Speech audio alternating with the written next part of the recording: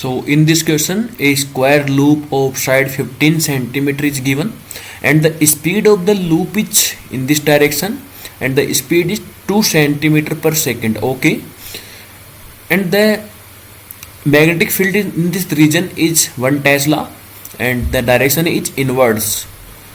So we have to find induced EMF in the loop at t is equals to 10 second. Okay, हमें find करना है EMF इसमें t is equals to 10 second पे. So the induced EMF value is like E is equals to d phi by dt. Phi is the flux through the loop, okay, and E is the induced EMF. If the flux is changing with the time, then there will be a induced EMF, but if flux is not changing with time, then the EMF induced in the loop will be zero. There will be no induced EMF. Here the loop is moving in this direction. Okay, we take such conditions.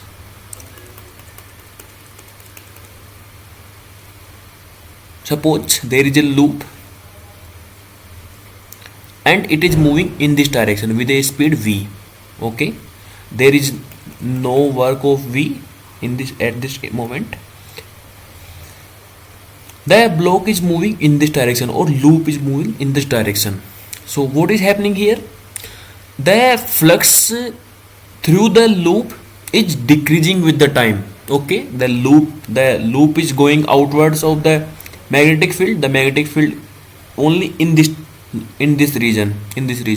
So the flux through the loop is decreasing with the time. Okay, so there will be a induced current. There will be a induced current in the loop, and the direction of the induced EMF will be like this, जिससे कि वो उस जो flux change हो रहा है इस loop के थ्रू, जो कि अंदर की तरफ मतलब फ्लक्स इसमें कम हो रहा है, उसको अपोज कर सके. उस करंट की वैल्यू और करंट की डायरेक्शन ऐसे होगी कि जो फ्लक्स में चेंज हो रहा है इस लूप के थ्रू वो उसको अपोज कर सके.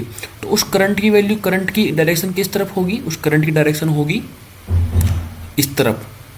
हम राइट हैंड थंब रूल से इसको फाइंड कर सकते हैं. अगर अब करंट की डायरेक्शन इस तरफ है तो मैग्नेटिक फील्ड भी इस तरफ होगा.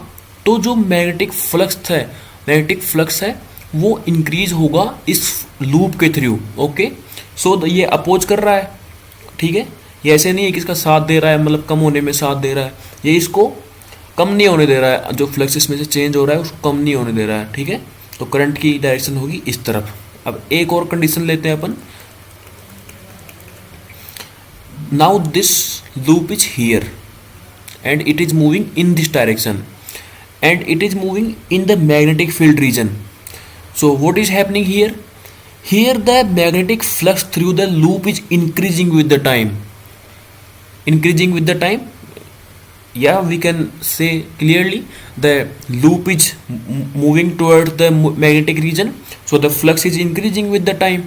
So to oppose the change in the flux, there will be a current in this direction, and due to this current there will be a magnetic field in outward direction. Okay, and flux in the outward direction will increase. Okay, the flux in outward direction will oppose the change in flux.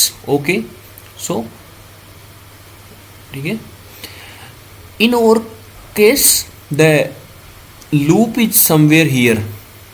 How I can say the loop is here? We can calculate it. S is equals to Vt. V कितना है? 2 centimeter per second multiplied by 10 second, 20 centimeter. Okay, so loop will be somewhere here, middle in the magnetic field. Here you can say the magnetic field is constant with the time. It is not increasing or decreasing with the time. So the magnetic field lines are constant everywhere, are same everywhere. So the flux through the loop at this instant t is equal to 10 second will be constant. Okay, the flux is constant. Flux is not changing with the time or decreasing or increasing with the time. So flux is constant. E is equal to d phi y by dt. Phi is constant. Then constant का differentiation क्या होता है, zero होता है. So at this moment the flux through the EMF through the loop will be zero. There will be no induced EMF. अब यही अगर ये वाला केस होता ना तो इसमें एक इंड्यूस्ड करंट होता, इस इंड्यूस्ड करंट की वजह से एक इंड्यूस्ड EMF होता. ठीक है, ओके. और इस केस में भी ऐसा ही होता क्योंकि इसमें जो फ्लक्स है वो इसमें एंटर कर रहा है, यहाँ से ये बाहर निकल रहा है, यहाँ पे फ्लक्स घट रहा है, यहाँ पे फ्लक्स बढ़ रहा है. तो उस बढ़ने को, यहाँ पे जो बढ़ रहा है फ्लक्स, इस बढ़ने को अपोज करने के लिए यहाँ पे करंट की डायरेक्शन इस तरफ होगी. इसको अपन, ठीक है, इसको अपन देख सकते हैं राइट हैंड थंब रूल से ये यहाँ पे कैसे होगी, क्योंकि हमें आउटवर्ड डायरेक्शन में मैग्नेटिक फील्ड लाना है.